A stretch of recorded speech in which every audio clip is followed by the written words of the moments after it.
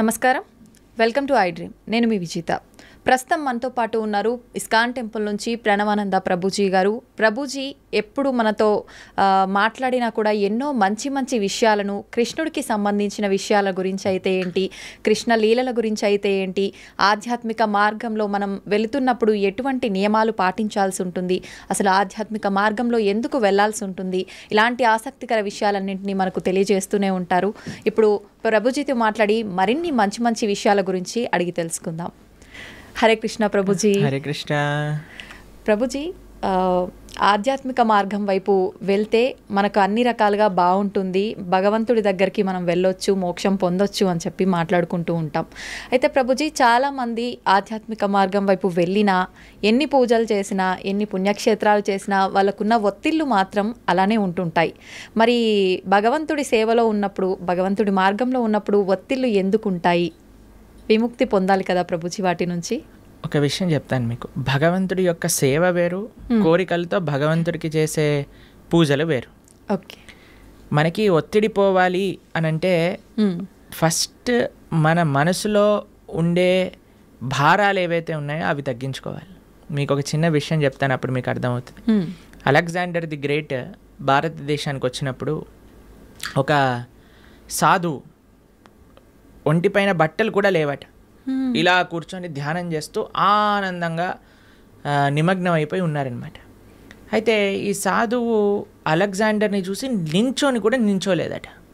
అయితే ఆయనకు చాలా కోపం వచ్చింది. అదేంటి, నేను ఇంత పెద్ద రాజును వస్తే నించోవట్లేదేంటి అని ఆయన ఏం చేశారు, ఒక వ్యక్తిని పంపించారు. ఆయన నించోమని చెప్పు అని అన్నారనమాట. ఆయన వెళ్ళారు. నేను ఎందుకు నించుంటా అని అన్నాడు. ఈయన హాయిగా అలా మళ్ళీ తపస్సు చేసుకుంటున్నాడు అనమాట. అలెగ్జాండర్ స్వయంగా వచ్చారు ఆయన దగ్గరికి. వచ్చి ఆయనతో అన్నారట, అయ్యా, నా దగ్గర ఇంత సామ్రాజ్యం ఉంది, అయినా సరే నాకు భారంగా ఉన్నది, నీ దగ్గర బట్టలు కూడా లేవు, అయినా సరే నువ్వు ఇంత ఆనందంగా ఎలా ఉన్నావు, ఇంత ఆనందం నీ ముఖంలోనే కనిపిస్తూ ఉంది, ఎందుకింత వర్చస్సు, ఎందుకింత తేజస్సు, ఎందుకింత ఆనందం నీ దగ్గర ఉంది అని అడిగారట.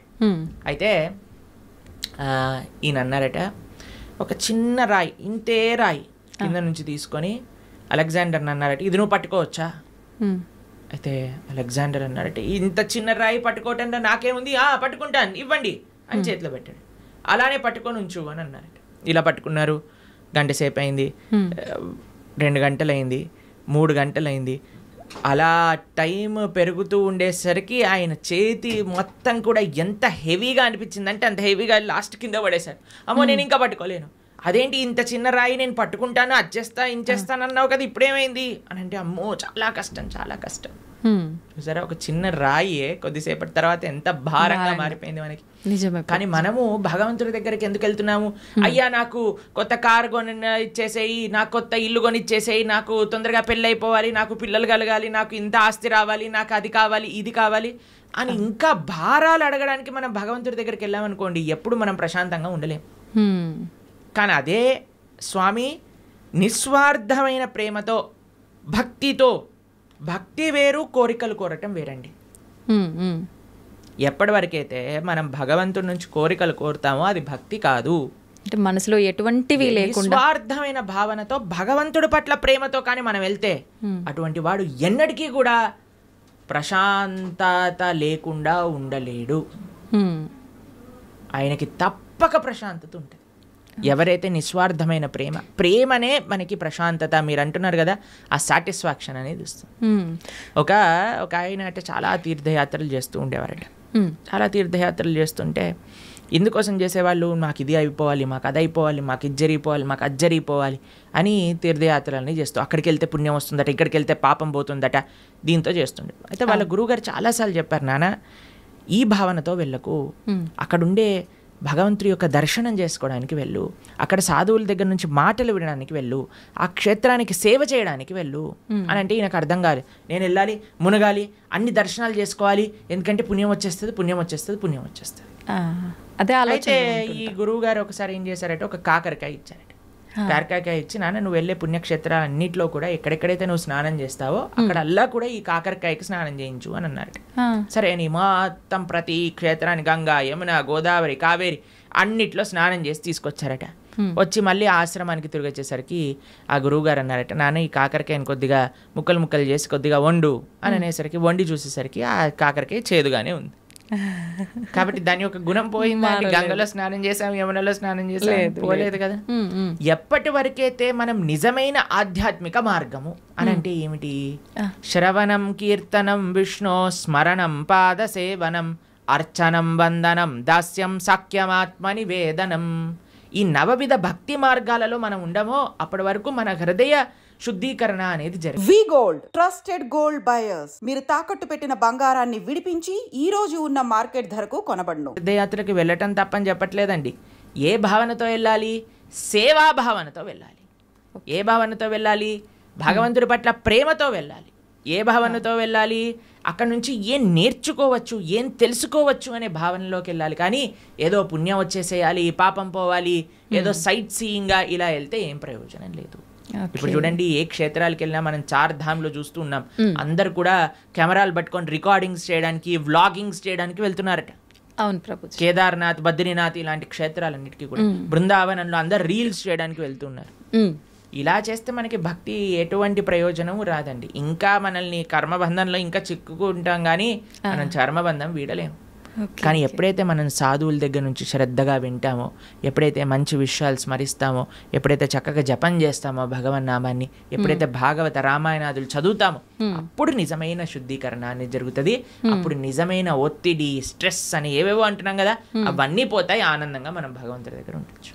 ఓకే ప్రభుజీ, కొంతమంది అనుకుంటారు నేను భగవంతుడి ధ్యాసలోనే ఉండాలి, ఆయన మొత్తం ఆయనకే అంకితం అయిపోవాలి అంటే కుటుంబ వ్యవహారాల్లో ఉంటుంటారు, కానీ ఎక్కువగా నేను ఆధ్యాత్మికం వైపు నడవాలి అనుకుంటున్నాను అనుకున్నా కూడా మనసు అనేది ఏకాగ్రత ఉండదు. అటువంటి వారు ఏం చేయాలి ప్రభుజీ?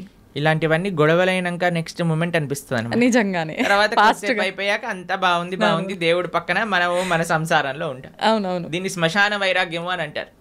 కాబట్టి దీంతో పనికి రాదండి. మనము to start with regular spiritual practice ఉండాలి. మనం ఏమనుకుంటామంటే ఇప్పుడు నేను మొత్తము కూడా ఈ సంసారంలో ఉంటాను, ఒక సమయానికి సంసారానికి పులి స్టాప్ పెట్టేసి మొత్తం ఆధ్యాత్మికం అయిపోతాను. అలా అవ్వదండి ఎప్పుడు కూడా. మనము బ్యాలెన్స్ నేర్చుకోవాలి, మనకి ప్రియారిటీస్ ఉండాలి. కాబట్టి అలా మొత్తం వెళ్ళిపోతాను, మొత్తం మునిగిపోతాను అని చాలామంది మాకు కూడా చెప్తూ ఉంటారు. ప్రభుజీ ఇంకొక 4 సంవత్సరాలు వెయిట్ చేయండి, 4 సంవత్సరాల తర్వాత నువ్వు ఉంటావా లేదో తెలియదు కదా. అవును, ఎవరుంటారో లేదో తెలియదు కదండి. ఒక నెక్స్ట్ క్షణంలోనే ఏమవుతుందో చెప్పలేం కదండి. నిజమే ప్రభుజీ. దేహినాం క్షణ భంగురహ అని అంటారు. తామరాకు పైన నీటి బొట్టు లాంటిది అనమాట మానవ జన్మ. ఇప్పుడు చూస్తున్నాం మనం, అసలు ఆశ్చర్యపోతున్నాం. అసలు మీరు ఎప్పుడైనా ఇంటర్నెట్లో చూసారనుకోండి, ఒకళ్ళు ఇలా పెళ్ళిళ్ళల్లో డాన్స్ చేస్తూ వెళ్ళిపోతారు. చిన్న చిన్న పిల్లలు, ఇప్పుడు వయసుతో సంబంధం లేదు హార్ట్ అటాక్ రావడానికి. అలానే ఎవరికైనా వస్తుంది అని కాదండి, మనకి తెలియదు ఎవరికి ఏమవుతుందో అనే విషయం. అవును. కాబట్టి మనం ఏమంటున్నామంటే ఒకనాడు ఇలా చేస్తాము, ఒకనాడు అలా చేస్తాము అన్నదానికంటే మనకి ఇప్పుడున్న సమయంలో కొద్దిగా సమయం భగవంతుడి కోసం తీయండి, కొద్దిగా సమయం వెచ్చించండి భగవంతుడి కోసము. ఓకే, వెచ్చించి చక్కగా దాన్ని మంచి ఆధ్యాత్మిక మార్గంలో యూజ్ చేయండి. ఎందుకంటే అదే మనకి శాశ్వతమైన ఫలితాన్ని ఇస్తుంది. స్వల్పమప్యస్య ధర్మస్య త్రాయతే మహతో భయాత్ అని కృష్ణుడు భగవద్గీతలో చెప్పారు. నువ్వు ఇంత చేస్తే నీకు ఇంత ఇస్తా, ఇంతగా కృష్ణుడు స్వీకరిస్తాడటండి. ఇంత చేస్తే, మనం ఇంత చేస్తే భగవంతుడు ఇంత అనుకుంటాడట దాన్ని. కానీ ఈ ప్రపంచంలో వాళ్ళకి ఇంత చేసినా సరే వాళ్ళు అనుకుంటారు ఏం చేశాడు వీడు నాకు, పెళ్ళిళ్ళల్లో ఇలానైనా మమ్మల్ని చూసుకునేది, అలానైనా మమ్మల్ని చూసుకునేది అని కొట్లాటలు పెట్టడానికి జనాలు అందరూ రెడీగా ఉంటారు. కానీ భగవంతుడు రివర్స్. కానీ మనం ఈ ప్రపంచంలో ఉండే వాళ్ళందరినీ సాటిస్ఫై చేయడానికి ప్రయత్నం చేస్తున్నాం, ఈజీగా సాటిస్ఫై అయ్యే భగవంతుని వదిలేస్తున్నాం. అది మనం చేసేదన్నమాట. కానీ మనం ఏమంటున్నామంటే బ్యాలెన్స్డ్గా ఉండండి, మంచిగా ప్రతిరోజు కొద్ది సమయమైనా గీత చదువుకోవడానికి. మీరు చూడండి, ఏ మతం వాళ్ళైనా అండి చిన్నప్పటి నుంచి పిల్లలకి నేర్పిస్తారు వాళ్ళ మతం ఏంటి, వాళ్ళ సాంప్రదాయం ఏంటి, అసలు వాళ్ళ పుస్తకాలు ఏంటి, పుస్తకాలు చదవటం కానీ వాళ్ళ యొక్క ఉత్సవాలు. మనకి ఎప్పుడు చిన్నప్పటి నుంచి ఎంజాయ్మెంట్ ఎంజాయ్మెంట్ ఎంజాయ్మెంట్ ఎంజాయ్మెంట్ తప్ప మిగతాది ఏమీ మనం నేర్పించట్లేదు. ఎంతమంది తల్లిదండ్రులు పిల్లలకి గీతా భాగవతాదులు చెప్తున్నారు చెప్పండి ఒకసారి? చాలా తక్కువగా ప్రభుజీ. అప్పుడు మన ధర్మం ఎలా ముందుకెళ్తుంది చెప్పండి? కాబట్టి మనం జాగ్రత్తగా కొద్దిగా టైం తీసుకొని ప్రతిరోజు కానీ మనం చదువుతూ పిల్లలకి చెప్తూ ఉంటే అప్పుడు కరెక్ట్ సమాజం అనేది మంచిగా ఉంటుంది, దృఢంగా ఉంటుంది. అది ముఖ్యం అన్నమాట. ఓకే ప్రభుజీ, వింటుంటాం సాధారణంగా పెద్దవాళ్ళు అంటుంటారు వీడు కారణ జన్మురా అని చెప్పి. అసలు నిజంగా కారణ జన్ములు అంటే ఎవరు ప్రభుజీ? సృష్టిలో ఉన్న ప్రతి ఒక్కరూ కారణ జన్ములే అంటారా? కారణ జన్ములు అనేదానికంటే కర్మ జన్ములు అనటం బెటర్ ఏమో, ఎందుకంటే అందరూ వాళ్ళ కర్మ ఫలితంగా జన్మిస్తూ ఉంటారు. కారణ జన్మలు అని అంటే ఎవరైతే మహానుభావులు ఉంటారో, మహాభక్తులు ఉంటారో, ప్రపంచంలో ఉండే వాళ్ళందరినీ భక్తి మార్గంలో ధార్మికంగా నడిపించడానికి ప్రయత్నం చేస్తూ ఉంటారో, వాళ్ళ ఆచరణ ద్వారా, శాస్త్ర అధ్యయనం ద్వారా 10 మందికి మంచి చేయడానికి ప్రయత్నం చేస్తుంటారు. అటువంటి మహానుభావులు కారణ జన్ములుగా మనం చెప్పొచ్చు. ఎంతో మంది మహానుభావులు మన భారతదేశంలో కారణ జన్ములుగా ఒక ప్రయోజనం కోసం అవతరించిన వాళ్ళు ఉన్నారు. మన ఆచార్యులు జగద్గురు శంకరాచార్యులు కానీ, జగద్గురు మధ్వాచార్యులు కానీ, జగద్గురు రామానుజాచార్య స్వామి వారు, శ్రీ చైతన్య మహాప్రభు, వల్లభాచార్యులు, శ్రీల ప్రభుపాదులు వారు, ఇటువంటి మహానుభావులు జన్మిస్తారు. వాళ్ళని కారణ జన్ములు అని అంటారనమాట. కానీ మనలాంటి జీవులందరం కూడా మన కర్మ ఫలితాన్ని అనుభవించడానికి జన్మించిన వాళ్ళమే అనమాట. మనం చేసుకున్న పుణ్య పాపాలను అనుభవించడానికి ఈ ప్రపంచంలోకి వచ్చాం. కాబట్టి కర్మ వల్ల జన్మించే జీవులందరూ కూడా కారణ జన్ముల యొక్క మార్గాన్ని అనుసరించాలి. వాళ్ళు చూపించిన మార్గాన్ని, వాళ్ళు ఇడిపించిపెట్టిన లెగసీ ఏదైతే ఉందో దాన్ని ఫాలో అవటం వల్ల, వాళ్ళ టీలింగ్స్ ఫాలో అవటం వల్ల మనం కూడా జన్మలేని ఒక చక్కటి భగవంతుడి యొక్క లోకానికి చేరుకోగలుగుతాం అనమాట. కాబట్టి ఆచార్యులు కారణ జన్ములు, వాళ్ళకి కర్మ లేదండి. ఏ మహా భగవద్భక్తుడు ఆవిర్భవించినప్పుడు భగవంతుడు స్వయంగా ప్రేరణ చేస్తే, అయ్యా నువ్వు వెళ్ళి జనాలను ఉద్ధరించు అని చెప్తే కానీ వాళ్ళు రారు. అటువంటి మహాభాగవతోత్తములని మనం కూడా ఆశ్రయిస్తే మనం కూడా ఈ జన్మ రాహిత్యం పొంది భగవంతుడి యొక్క సేవ చక్కగా ఆ భగవంతుడి యొక్క లోకంలో చేసుకోగలుగుతాం అన్నమాట. ప్రభుజీ, ప్రతి ఒక్కరికి కూడా ముందు జన్మకు సంబంధించిన వాసనలను బట్టి పాపపుణ్యాలు ఉంటాయి కదా, మరి వాళ్ళకు అంత గత జన్మలకు సంబంధించిన ఉంటాయి కదా, మరి వాళ్ళకి ఎందుకు ఉండవు కర్మలు? ఆచార్యులక మహాభాగవతోత్తములక, ఎందుకంటే వాళ్ళు భగవంతుడు పంపిస్తే ఈ ప్రపంచంలోకి వచ్చిన వాళ్ళు. వాళ్ళందరూ కూడా భగవంతుడి యొక్క లోకంలో ఉండేవాళ్ళు అనమాట. అయ్యా నువ్వు ఉద్ధరించడానికి వెళ్ళు అని వాళ్ళని పంపిస్తే వాళ్ళు వచ్చి మనల్ని ఉద్ధరించడానికి ప్రయత్నం చేస్తారు. కాబట్టి వాళ్ళు ఏదో మనలాగా కర్మ వల్ల పుణ్యపాపాలు అనుభవించడానికి వచ్చిన వాళ్ళు కాదనమాట. భగవంతుడు తన యొక్క సొంత కృపతో, స్వామి నువ్వు వెళ్ళి ఈ ప్రపంచంలో ఉండే వాళ్ళందరూ కష్టపడిపోతున్నారు, పాపం వీళ్ళందరికీ ఏమి ధర్మం ఏంటి అధర్మం అంటే ఏం తెలియట్లేదు, కాబట్టి నువ్వు వెళ్ళి నీ భక్తి ద్వారా, నీ ఆచరణ ద్వారా 10 మందికి తెలియజేయి, వాళ్ళందరినీ కూడా మంచి మార్గంలో నడిపించు అని చెప్పి పంపిస్తే వాళ్ళు భగవంతుడి దగ్గర నుంచి కిందికి వస్తారు. ఓకే, అలా ప్రభుజీ, ధర్మం అంటున్నాం. ధర్మము, జ్ఞానము, భక్తి, కర్మ ఇవన్నీ మాట్లాడుకుంటున్నాం. అసలు ఇవన్నీ అంటే ఏంటి? నిజంగా వీటన్నింటినీ మనం గనక వీటి కరెక్ట్ మార్గంలో గనక వెళ్ళగలిగితే వీటి ద్వారా నిజంగా భగవంతుని ఎలా చేరుకుంటాం? అసలు మీరన్న క్వశ్చన్లో చాలా టర్మ్స్ ఉన్నాయి. ధర్మము, జ్ఞానము, భక్తి, కర్మ ఇవన్నీ ఒక్కొక్క విశ్లేషణ చేయవలసిన, ఒక్కొక్క పాడ్కాస్ట్ కి సంబంధించిన టాపిక్స్ అనమాట మీరు అడిగింది. సాధారణంగా ప్రతి ఒక్కరు ఎవరు నోరు తెరిచినా కూడా ఇవే జనరల్ గా డిస్కస్ చేస్తుంటారు కదా ప్రభుజీ. మన అన్నిటికంటే పెద్ద మిస్కన్సెప్షన్ ఏంటి అని అంటే, ఎవరికి తోచింది వాళ్ళు ధర్మం అనుకుంటారు. నాకు తెలిసిందే ధర్మము, అంతే, నేను ఇది ఇలా చేశాను కాబట్టి ఇదే ధర్మము, నాకు ఇలా తెలుస్తుంది కాబట్టి ఇదే భక్తి, నేను ఇచ్చేస్తాను ఇదే నాకు జ్ఞానము, నాకున్నదే గొప్ప జ్ఞానము. ఇదంతా కాదండి, చాలా సింపుల్. ధర్మస్తు సాక్షాత్ భగవత్ ప్రణీతం. ధర్మం అంటే భగవంతుడు చెప్పింది. భగవంతుడు ఏం చెప్పాడు, ఎక్కడ చెప్పాడు మీకు తెలుసా? తెలీదు. భగవంతుడు అసలు ఏం మాట్లాడారు, అసలు ఏం చెప్పారు అనే విషయం తెలుసా మనకి? భగవంతుడు చెప్పింది భగవద్గీత. మనకి బేసిక్ ధర్మం ఎవరైనా అనుకున్నారనుకోండి, అరే నాకు మన సనాతన ధర్మంలో చెప్పిన ధర్మం ఏంటి తెలుసుకుందాము అని అనుకుంటే వాళ్ళు అసలు ఏం చదవాలి? భగవద్గీత చదవాలి ప్రభుజీ. భగవద్గీత వి గోల్డ్, ట్రస్టెడ్ గోల్డ్ బయర్స్. మీరు తాకట్టు పెట్టిన బంగారాన్ని విడిపించి ఈ రోజు ఉన్న మార్కెట్ ధరకు కొనబడును. అన్నిటికంటే మెయిన్ ఫిలాసఫికల్ అండర్స్టాండింగ్, అసలు ధర్మం అంటే ఏమిటి అని తెలుసుకోవడానికి, సనాతన ధర్మం అంటే ఏమిటి తెలుసుకోవడానికి భగవద్గీత తప్పకుండా అధ్యయనం చేసి ఉండాలి. ఎంతమంది హిందువులు భగవద్గీత చదివిన వాళ్ళు ఉన్నారు చెప్పండి? ఎంతమంది అధ్యయనం చేసిన వాళ్ళు ఉన్నారు చెప్పండి? చాలా మందికి ఇంట్రెస్ట్ ఉందండి. ఎందుకంటే కాలం వాళ్ళైతే చదువుతుంటారు. మీరు అలా అనుకుంటున్నారు. మేము ఇప్పుడు భగవద్గీత నేర్పిస్తున్నప్పుడు 3rd క్లాస్ పిల్లల నుంచి 10th క్లాస్ పిల్లల వరకు ఎంతోమంది పిల్లలు కూడా భగవద్గీత పూర్తిగా అధ్యయనం చేయడానికి రెడీగా ఉన్నారు, చేస్తున్నారు కూడా. ఎగ్జామ్స్ కూడా రాస్తున్నారు. పిల్లలు నోట్బుక్ పెట్టుకొని భగవద్గీతను నోట్ డౌన్ చేసుకుంటుండే పిల్లలు చాలామంది మన దగ్గర ఉన్నారు. మా యూట్యూబ్ ఛానల్లో మేము భగవద్గీత చెప్పినప్పుడు సుమారుగా 10 లక్షల మంది వీక్షించారు. కాబట్టి ఉన్నారు జనాలు, కానీ ఆ అవేర్నెస్ ఇంకా పెరగాలి. అవును, భగవంతుడు చెప్పింది ధర్మం కానీ ఇక్కడ అక్కడ చెప్పింది ధర్మం కాదు, వీడు వాడు చెప్పింది ధర్మం కాదు, భగవంతుడు చెప్పిన ధర్మానే మనం మాట్లాడాలి. ఇప్పుడు మీరు అడగచ్చు, ప్రభుజీ మరి మీరు చెప్పింది ఎందుకు మేము వినాలి? ఎందుకంటే భగవద్గీతలో చెప్పినది మాత్రమే, భాగవతాది శాస్త్రములలో చెప్పినది మాత్రమే మేము ప్రస్తావన చేస్తాం. మా సొంతంగా ఒక్కటి కూడా అటు ఇటు కల్పించి చెప్పామనుకోండి, అది ధర్మం అవ్వదు అనమాట. ధర్మం అంటే భగవంతుడు చెప్పింది ధర్మము, అది చెప్పేవాళ్ళు ధార్మికులు, దాన్ని ఆచరించే వాళ్ళు ధార్మికులు. ఇది ముఖ్యమైన విషయం అనమాట. కాబట్టి ధర్మం అంటే ఏంటి? భగవంతుడు చెప్పింది ధర్మం. భగవంతుడు ఏమి చెప్తే అది ధర్మము. ఓకే. తర్వాత రెండవ విషయం మీరు అడిగారు, ఏంటి? జ్ఞానం. జ్ఞానం అంటే ఏంటి? భగవంతుడు గురించి తెలుసుకోవటమే జ్ఞానం. ఎవరైతే భగవంతుడి గురించి తెలుసుకుంటారో, భగవంతుడు చెప్పింది భగవద్గీత అనుకున్నాం, మరి భగవంతుడి గురించి తెలుసుకోవాలంటే ఏ పుస్తకం చదవాలి? భాగవతం చదవాలి. భాగవతం భగవంతుడి గురించి చెప్పేది, భగవద్గీత భగవంతుడు చెప్పినది. ఈ రెండూ కానీ మనం చదువుకున్నాం అనుకోండి, మనకి భగవంతుడు అంటే ఏమిటి, అసలు భగవంతుడు మనల్ని ఎందుకు సృష్టించారు, అసలు మన కర్తవ్యములేంటి, భగవంతుడిని ఎలా పొందాలి, భగవంతుడికి మనకి ఉండే సంబంధం ఏంటి, అన్ని విషయాలు అర్థమైపోతాయి అన్నమాట.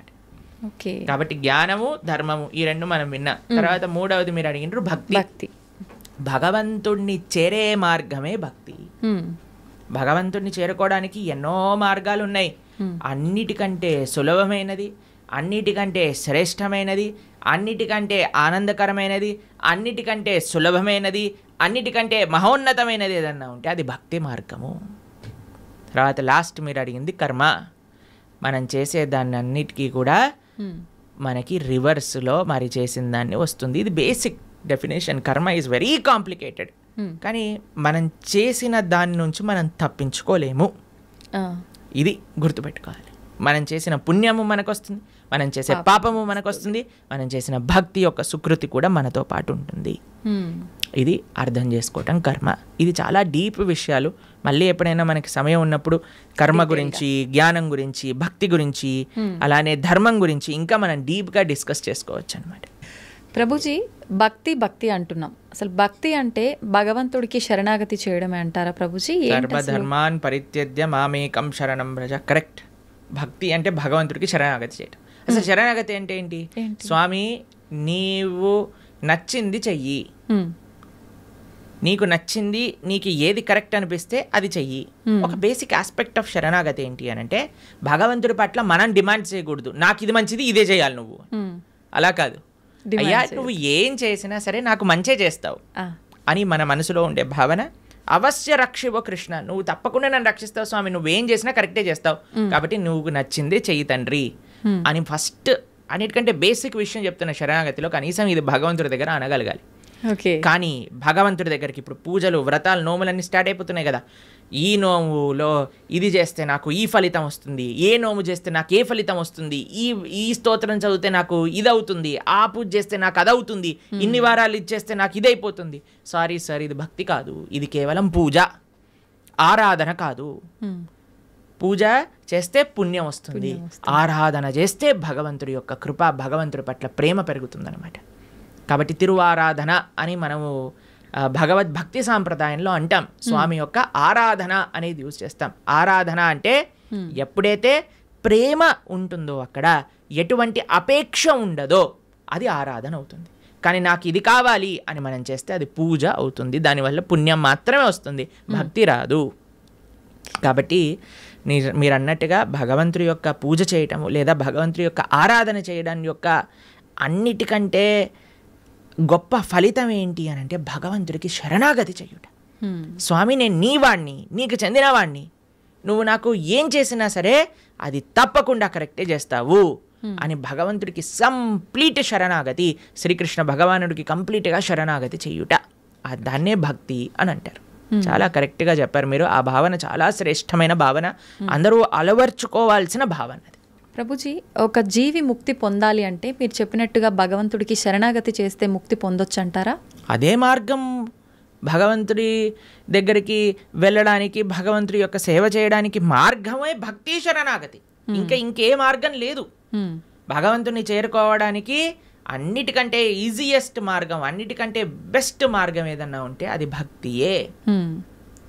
ఆ భక్తి తప్ప సమాశ్రితాయై పదపల్లవప్లవం మహత్పదం పుణ్య యశోమురారే భవాంబుదిర్వత్స పదం పరం పదం పదం పదం యద్విపదాం నతేషాం అని అంటారు. సమాశ్రితాయై అంటే శరణాగతి చేయటం.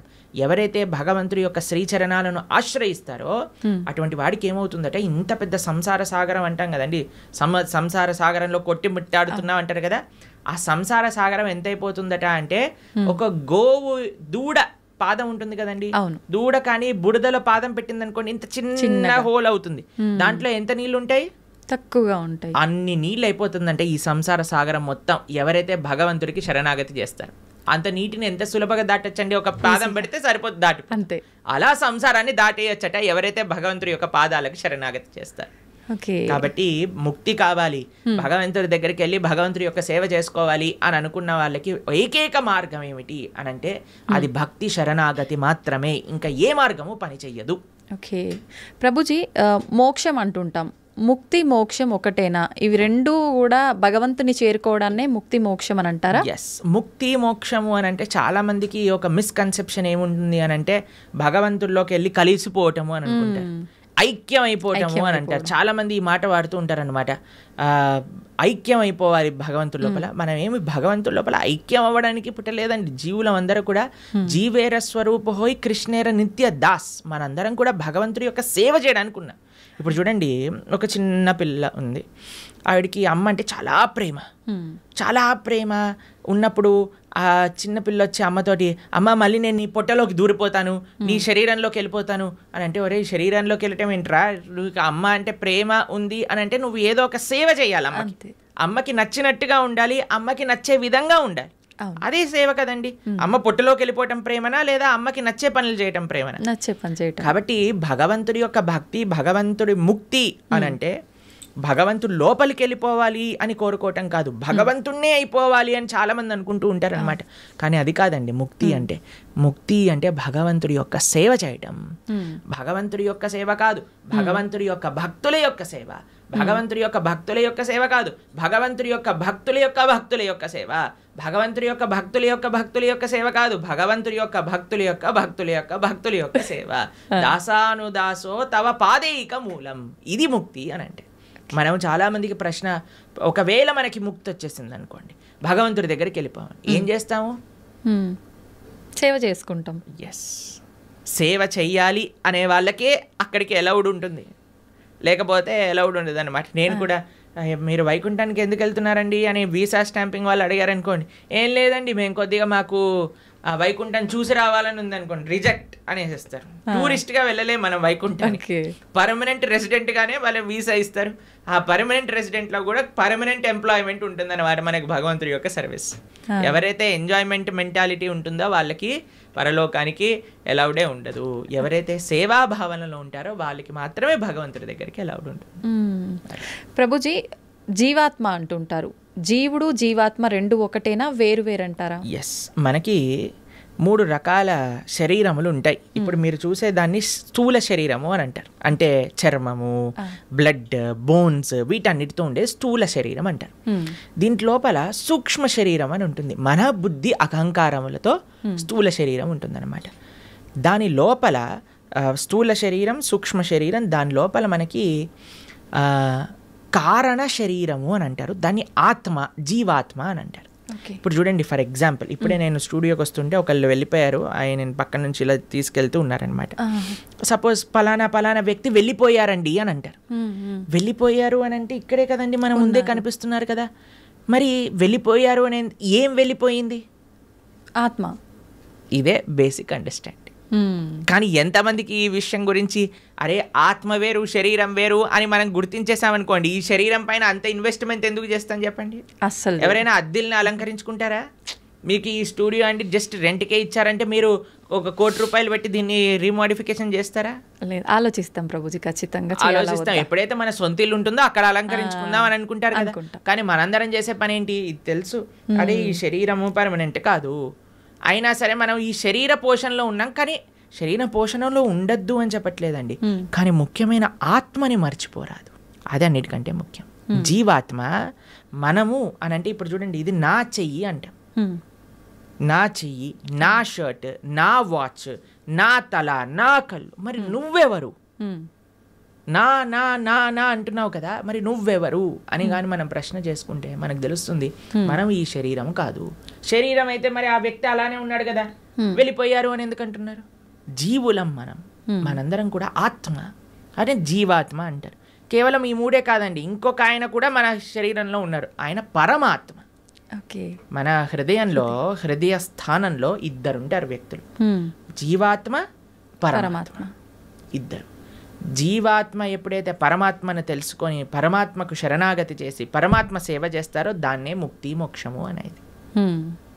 కాబట్టి జీవుడు జీవాత్మ 2 ఒకటే, జీవాత్మ ఒకళ్ళు, పరమాత్మ ఒకళ్ళు. పరమాత్మని తెలుసుకోవటమే జీవుడి యొక్క లక్ష్యం. ప్రభుజీ, ఒకసారి ఆత్మ శరీరాన్ని విడిచి వెళ్ళిన తర్వాత మళ్ళీ ఎంత కాలం పడుతుంది మళ్ళీ ఒక జీవిలో రావటానికి? ప్రాణం అంటే ఏమంటారు, అది ఒక కస్టమైజ్డ్ ప్రాసెస్ అన్నమాట. అది ఎవరికి ఎంతసేపు వాడు నరకంలో ఉంటాడో, ఎంతసేపు స్వర్గంలో ఉంటారో, ఎంత తొందరగా, అవన్నీ ఇంకా మనం చెప్పలేము. చాలా కాంప్లికేటెడ్ కర్మ సిద్ధాంతం అంటే, దానికి ఏం స్పెసిఫిక్ పారామీటర్స్ లేవు. మనతోటి అయినప్పుడే మనకు తెలుస్తుంది ఎన్ని రోజులు ఉన్నాం, మనం ఎక్కడ ఉన్నాం అనేది. కాబట్టి తప్పకుండా ఒక శరీరం నుంచి వదిలిపెట్టి వెళ్ళాక కొన్ని రోజులు ఆ జీవాత్మ అలానే తిరుగుతారు అని చెప్తారు. అందుకే మనము మంచి పుణ్యకర్మలన్నీ చేయడానికి ప్రయత్నం చేస్తాం. 10, 11, 12 అట్లా ఒక్కొక్కరికి ఒక్కొక్క పద్ధతులు ఉంటాయి. దాని తర్వాత వాళ్ళు అక్కడ నుంచి స్వర్గాది లోకములకు, నరకాది లోకములకు వెళ్ళి వాళ్ళ పాప పుణ్యాలన్నీ అనుభవించి మళ్ళీ ఇంకొక శరీరంలోకి దాల్చడానికి ఈ భూలోకంలోకి రావాల్సి వస్తుంది. లేదు, ఆయన చాలా భాగవతోత్తముడు, భగవంతుడికి శరణాగతి చేసి భక్తి చేసిన వాళ్ళు, పుణ్యంతో సంబంధం లేదు, పాపంతో సంబంధం లేదు, సాయిగా యత్గత్వా నా నివర్ధంతే తద్ధామ పరమమ్మ, భగవంతుడి యొక్క లోకానికి చేరుకున్నారనుకోండి, ఇంకా మళ్ళీ పుట్టాల్సిన అవసరం లేదు, పుణ్యము లేదు, పాపం లేదు, ఏ గోల లేదు, ఆనందంగా భగవంతుడి యొక్క సేవలో ఉండొచ్చు. మన సనాతన ధర్మంలో మీరు అర్థం చేసుకోవాల్సినవి 3 ఉన్నాయండి. ఏంటి ప్రభుజీ? ఒకటి పాపం, అంటే మనం చేసే తప్పుడు వాటికి వచ్చే ఫలితాన్ని పాపము అని అంటారు. 2 పుణ్యం, మనం చేసే మంచి పనులకి మనకి రిటర్న్గా వచ్చేది పుణ్యం. ఇంకొకటి 3వది ఉందండి, దాన్ని భక్తి అని అంటారు. భక్తి పుణ్యానికి సంబంధం లేదు, పాపానికి సంబంధం లేదు, ఇది సపరేట్ బ్యాంక్ అకౌంటే. ఎప్పుడైతే మనం ప్రేమతో భగవంతుడిని ఆశ్రయిస్తామో అది పుణ్యం కాదు, అది భక్తి సుకృతి అంటారు, భక్తోన్ముఖ సుకృతి అని అంటారు. ఎవరైతే భక్తి చేస్తారో అటువంటి వాళ్ళు నా స్వర్గానికి వెళ్ళరు, నా నరకానికి వెళ్ళరు, వాళ్ళు వెళ్ళేది భగవంతుడి యొక్క లోకానికి. స్వర్గానికి వెళ్ళినా, నరకానికి వెళ్ళినా, ఇంకా ఏ దేవత యొక్క ప్రపంచానికి వెళ్ళినా సరే, లోకానికి వెళ్ళినా సరే, కృష్ణుడు భగవద్గీతలో చెప్తారు, ఆ బ్రహ్మ భువనాలోక పునరావృత్తినో అర్జున. ఇక్కడ నుంచి బ్రహ్మలోకం అంటే అన్నిటికంటే టాప్ మోస్ట్ లోకం అనమాట. అక్కడ వరకు వెళ్ళిన వాళ్ళు కూడా మళ్ళీ పుట్టాల్సిన అవసరం ఉంటుంది. ఎప్పుడైతే మాముపేత్యత్తు కౌంతయ్య, నన్ను ఆశ్రయించిన వాళ్ళు, ఎవరు చెప్తున్నారు నన్ను అని అంటే కృష్ణుడు అర్జునుడితో చెప్తున్నారు, నన్ను ఆశ్రయించిన వాళ్ళకి మళ్ళీ పుట్టుక అనేది ఉండదు అనే విషయం చెప్తున్నారు. కాబట్టి మనం పుణ్యం పైన ఫోకస్ చేయకూడదు, పాపం పైన ఫోకస్ చేయకూడదు, మనం భక్తి పైన ఫోకస్ చేయాలి. ఇది పర్మనెంట్ సొల్యూషన్ అనమాట. ఓకే ప్రభుజీ, భక్తి వేరు, భగవంతుణ్ణి తెలుసుకోవడం వేరా ప్రభుజీ? 2 ఒకటేనా? భక్తి మార్గంలో మొట్టమొదటి అడుగు శ్రవణం, అంటే భగవంతుడి గురించి తెలుసుకోవడం. ప్రహ్లాదుని హిరణ్యకశిపుడు అడుగుతారు, అయ్యా నువ్వు స్కూల్కి వెళ్ళావు కదా, బోర్డింగ్ స్కూల్, హాస్టల్కి వెళ్ళావు కదా, ఏం నేర్చుకున్నావు అని అంటే, శ్రవణం కీర్తనం విష్ణు, శ్రవణం అని అంటే భగవంతుడి గురించి వినటము. భక్తి అంటే ఏదో పూజలు చేసేసి, ఇక్కడ నుంచి 1000 పూలు పట్టుకొచ్చేసి, ధూపాలు వేసేసి, నోములు ఇచ్చేసి, లక్ష పూలలతో పూజ చేసేసి, ఒక లీటర్ల అభిషేకాలు చేసి, ఇది కాదండి భక్తి అంటే. భక్తి అంటే భగవంతుడి గురించి వినటం. ఇది ఎవరు చెప్తున్నారు? పరమ భక్తుడైన ప్రహ్లాదుడు చెప్తున్నాడు. ఫస్ట్ ప్రాసెస్ ఏంటి? శ్రవణం, భగవంతుడి గురించి వినటం. ఏం వినాలి? గీత, భాగవత, రామాయణ అసలు అన్నీ ఏదైతే భగవంతుడి గురించి చెప్తారో వాటిని వినాలి. శ్రవణం, కీర్తనం, దాని తర్వాత మనం చేయాల్సింది జపం. చూడండి ఆయన ఏం ప్రాసెస్లో చెప్తున్నారు, ప్రియారిటీ వైజ్ చెప్తున్నారు అనమాట. శ్రవణం, కీర్తనం, విష్ణో ఎవరికి చేయాలి ఇది? భగవంతుడైన నారాయణుడు విష్ణువుకి చేయాలి. శ్రవణం కీర్తనం విష్ణు స్మరణం పాదసేవనం. స్మరిస్తూ ఉండాలి. మనం విన్నది స్మరిస్తూ స్మరిస్తూ స్మరిస్తూ ఉంటే అప్పుడు మనకి భగవంతుడి పట్ల ప్రేమ పెరుగుతుంది. అప్పుడు మనం భగవంతుడి యొక్క ఆరాధన చేసామనుకోండి, ప్రేమతో ఆరాధన చేయగలుగుతాం. లేకపోతే ఎప్పుడు మనసులో ఈ కోరిక ఈ కోరిక ఈ కోరిక ఈ కోరిక కోరిక గుర్తొచ్చినంత భగవంతుడు గుర్తురాడు. నిజమే ప్రభుజీ. ఎప్పుడైతే మనం శ్రవణం కీర్తనం భగవంతుడి గురించి వింటామో, భగవంతుడి యొక్క నామాన్ని జపం చేస్తామో, అప్పుడు మనం ఆరాధన చేసేటప్పుడు మన మనసు భగవంతుడి పైన ఉంటుంది. కాబట్టి అందరూ కూడా ఫస్ట్ వ్రతాలు, నోములు, పూజలు చేసేయడానికి పరిగెత్తుతూ ఉంటారు. కానీ దాటికంటే ఫస్ట్ ఇనీషియల్ స్టెప్స్ ఏంటి అని అంటే, ఇప్పుడు చూడండి, ఒక ఫస్ట్ ఫ్లోర్కి ఎక్కెళ్ళాలి అని అంటే మనం లాంగ్ జంప్ చేసేసి ఎక్కిస్తామా? ఒకసారి దూకామనుకోండి, ఆయనతో కాళ్ళు చేతులు విరిగిపోతాయి, అంతే. మెల్లమెల్లగా ఎక్కామనుకోండి, కరెక్ట్ పాత్లో మనం వెళ్తూ ఉండొచ్చు అనమాట. అందుకే ఫస్ట్ స్టెప్ ఏంటంటే భగవంతుడి గురించి వినండి, భగవంతుడి గురించి వినండి, భగవంతుడు గురించి స్మరించండి, భాగవత రామాయణాదులు ఏం చెప్పారో తెలుసుకోండి.